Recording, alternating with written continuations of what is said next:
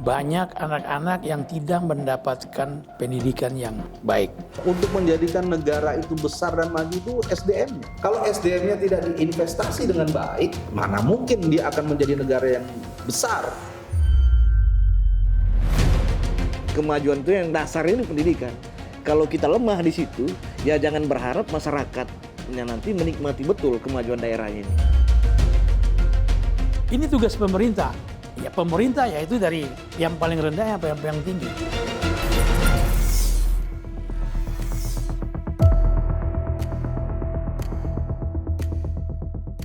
Pendidikan merupakan faktor utama dalam menentukan kemajuan sebuah bangsa.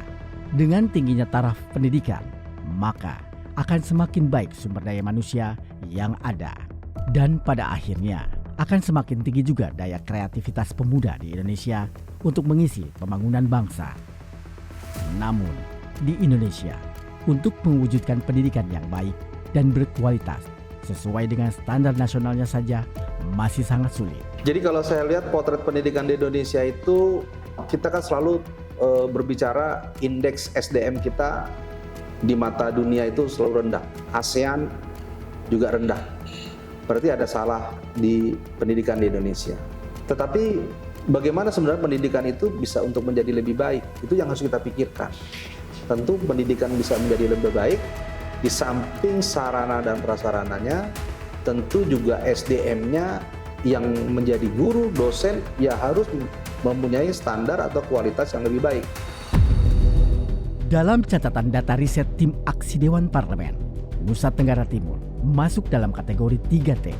Ada satu hal yang masih menjadi sorotan ramai dalam dunia pendidikan. Di suatu daerah pedalaman Flores, kami masih banyak dijumpai kondisi di mana anak-anak belum terlayani pendidikannya. Angka putus sekolah yang masih tinggi, juga masalah kekurangan guru. Walaupun hanya sebagian daerah, khususnya daerah perkotaan, persediaan guru sangat berlebih, sarana dan prasarana yang belum sesuai dengan standar.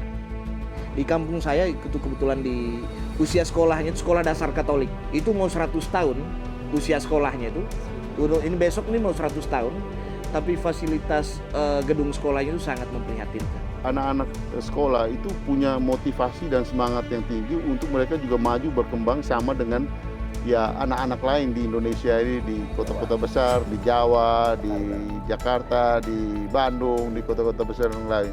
Mereka pun melihat itu di berbagai macam media bagaimana anak-anak di wilayah yang lain bisa bersekolah, mengikuti proses pendidikan dengan fasilitas yang bagus.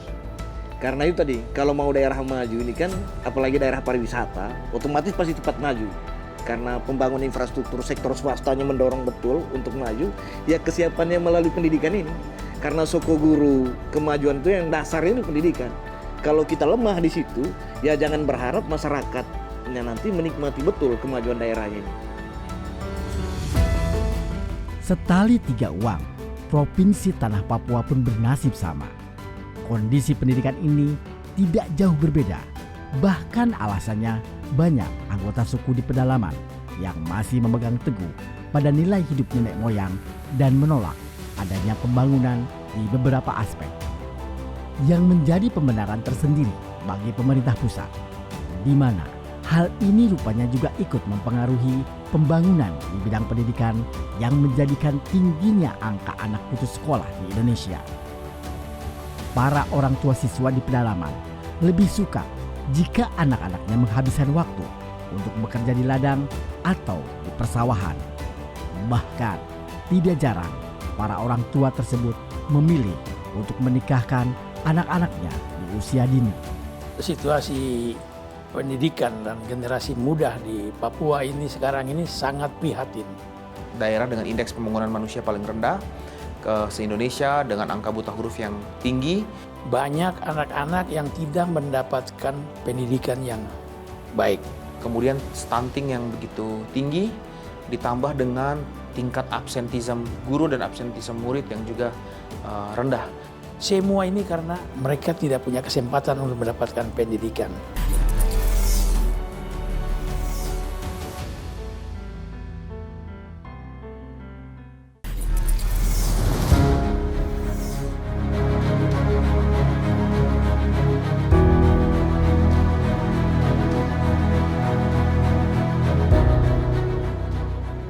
terkait minimnya pendidikan di pelosok Indonesia.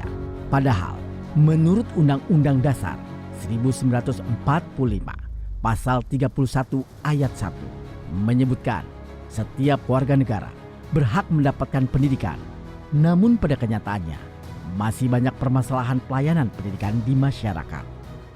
Pemerintah memutuskan meningkatkan anggaran pendidikan di tahun 2023. Anggaran pendidikan 2023 naik menjadi 608,3 triliun rupiah. Sebagaimana tercantum dalam rencana anggaran dan pendapatan belanja negara di tahun 2023. Pada tahun 2021 kami melakukan survei terhadap 6 ribuan anak muda Papua, di mana kita mengambil sampel 550, mengatakan bahwa sebenarnya sejatinya dana otsus itu sudah cukup. Tanpa ditambah juga sebenarnya sudah cukup, tetapi penyasarannya yang harus lebih tepat guna dan penyasarannya yang harus lebih efektif. Sehingga dengan demikian ya ini bisa mengejar ketertinggalan tadi. Nah untuk itu kembali pada soal bantuan dari negara tadi, ya dalam bentuk beasiswa, ya kita punya dana BOS. Ini satu bentuk pemerataan yang bagus gitu. Publik percaya bahwa semakin tinggi jenjang pendidikan yang dilalui akan semakin baik taraf kehidupannya nanti. Dengan memiliki ijazah dan gelar dari perguruan tinggi, seseorang bisa memperoleh derajat, pangkat, atau jabatan yang lebih tinggi.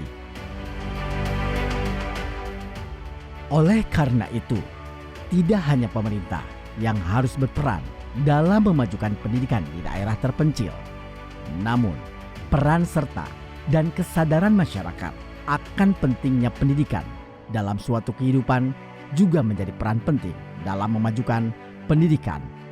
Dan selanjutnya, pembangunan di suatu daerah, terutama daerah terpencil. Untuk menjadikan negara itu besar dan maju itu SDM-nya. Kalau SDM-nya tidak diinvestasi dengan baik, mana mungkin dia akan menjadi negara yang besar. Negara ini ke depan dan pemerintah ke depan harus mulai berani memfokuskan pada pembangunan sumber daya manusia, dan pembangunan sumber daya manusia itu adalah pada pendidikan dan peningkatan kualifikasi keterampilan daripada generasi muda kita gitu. Bila perlu kita belajar dari negara Kuba.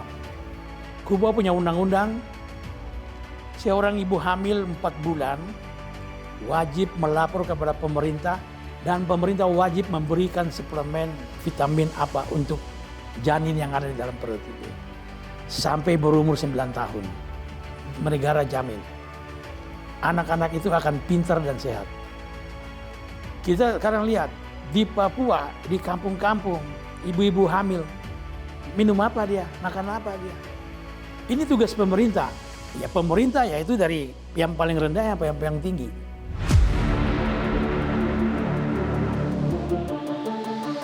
Adapun solusi yang dapat diberikan dari permasalahan tersebut antara lain dengan mengubah sistem-sistem sosial yang berkaitan dengan sistem pendidikan dan prestasi siswa. Perkembangan dunia di era globalisasi ini memang banyak menuntut perubahan ke sistem pendidikan nasional yang lebih baik serta mampu bersaing secara sehat dalam segala bidang. Masalah kesejahteraan guru juga penting. Proses ini seharusnya bisa dipercepat dengan lahirnya undang-undang ASN, sehingga kita berharap bahwa pemerintah juga secepatnya mengeluarkan peraturan pemerintah sehingga membantu percepatan pengalihan status, peningkatan status dari honorer menjadi guru-guru P3K.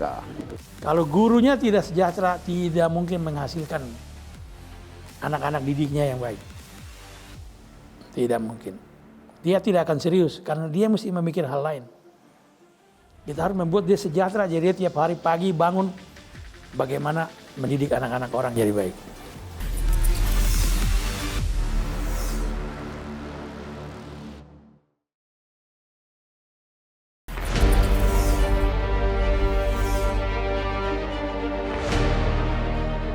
Akses untuk mengenyam perkuliahan di perguruan tinggi Indonesia masih berat. karena tingginya biaya kuliah yang kontan meresahkan masyarakat. Memang, atas perintah Presiden RI Joko Widodo, Mendikbudristek Nadiem Makarim akhirnya membatalkan naiknya biaya kuliah per tanggal 27 Mei di tahun 2024. Komisi 10 Dewan Perwakilan Rakyat Republik Indonesia juga meninjau kembali standar yang ada untuk menentukan komponen-komponen apa yang seharusnya mendapatkan prioritas dalam alokasi anggaran, termasuk subsidi untuk mahasiswa dan bantuan keuangan lainnya. Kuasa pemegang mandat keuangan itu diturunkan kepada Menteri Keuangan. Itu sebabnya kalau mau dirubah bukan hanya Sisdiknasnya, tapi Undang-Undang Keuangan Negara juga. Ini sama-sama 2003, sudah 21 tahun. Jadi perjuangan kami di sini yang bisa diberikan keterusan daripada perjuangan kita adalah Undang-Undang Sisdiknasnya.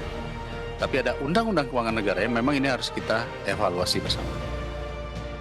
Menciptakan pendidikan yang berkualitas, negara perlu hadir untuk meringankan beban biaya pendidikan sesuai realisasi amanah Undang-Undang Dasar Negara Republik Indonesia tahun 1945 pasal 28C. Program KIP Kuliah merupakan bentuk keseriusan dari pemerintah untuk memperluas akses pendidikan tinggi, terutama bagi calon mahasiswa dari keluarga kurang mampu. Bantuan untuk pendidikan tinggi untuk beasiswa untuk anak-anak untuk bisa ikut kuliah. Di samping membantu mahasiswanya, membantu juga kampus-kampus yang ada di wilayah ini, di Flores, Lembata, dan Alor. Bukan untuk menyumbangkan diri, sudah ribuan anak-anak yang kuliah di Jawa dari tahun 90-an yang saya bantu mereka kuliah. Sebelum menjadi anggota DPR. Karena saya tahu mereka sulit sekali untuk mendapatkan kuliah itu. Tahun 90-an sudah. Sekarang saya bersyukur mereka banyak yang jadi dokter, banyak jadi pejabat, banyak jadi kepala daerah. Buktinya mereka masih sekarang ada.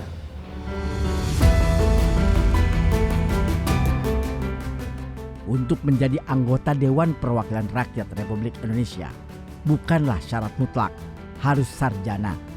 Tetapi bila seorang anggota Dewan Perwakilan Rakyat Republik Indonesia tidak memahami tugas dan fungsinya dengan baik, maka masyarakat sangat khawatir akan banyaknya kerja-kerja dewan yang tidak terselesaikan, sebagaimana terlihat nyata selama ini.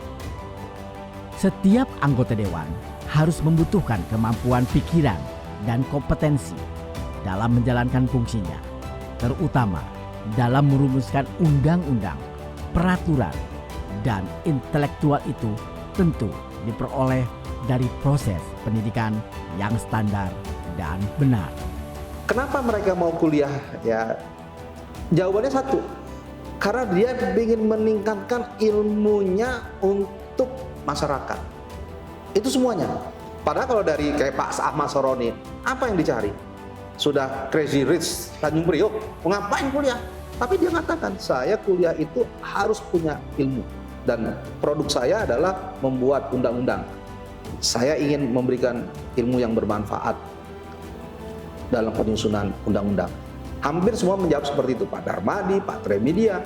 Nah, ini menandakan bahwa ada keinginan ya untuk memperbaiki diri ya dalam menyusun suatu peraturan perundang-undangan. Apalagi gabungnya Pak Bambang Susatyo sebagai ketua MPR, sebagai seorang pengusaha, tapi mau mencurahkan waktu untuk mengajar di sini. Bayangkan, dia begitu rajin setiap Sabtu mengajar ya, dan banyak ilmu-ilmu yang diberikan kepada mahasiswa, terutama dengan pengalaman-pengalaman secara politik hukumnya di DPR.